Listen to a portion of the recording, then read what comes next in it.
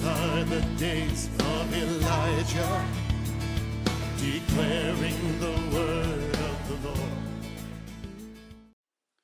So tell me about your illness. Well, I've always had various heart problems. Like my heart would beat really fast, or it would skip beats, things like that. And then I always had problems with caffeine. But by the time I got to a doctor, it was already over, so they could never really check for any of that. Okay. And how long did you have this condition?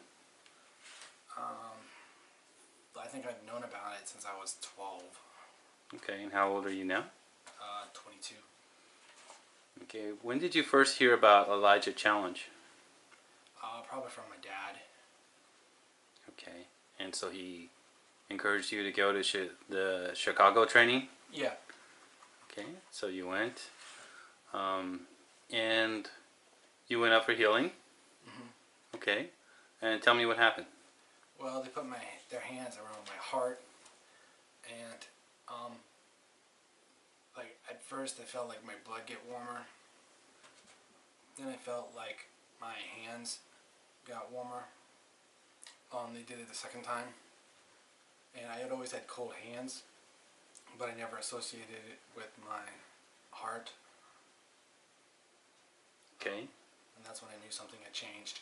Because maybe your heart wasn't circulating as fully as it should, right? And suddenly your hands were warm? Yeah. Did your feet get warm? They may have. I wasn't really thinking about my feet. I was mostly thinking about my hands. Okay. So what did William Lau ask you to do after you were healed? He asked me to do something I couldn't do before.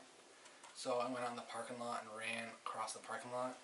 Originally I could only run like 40-50 feet before I got winded. Here I was able to go across the parking lot before I got winded. Okay, so that's like 300-400 feet? Yeah. And you came back in? Mm-hmm. And so it's a week since Elijah Challenge. How do you feel now? I feel great.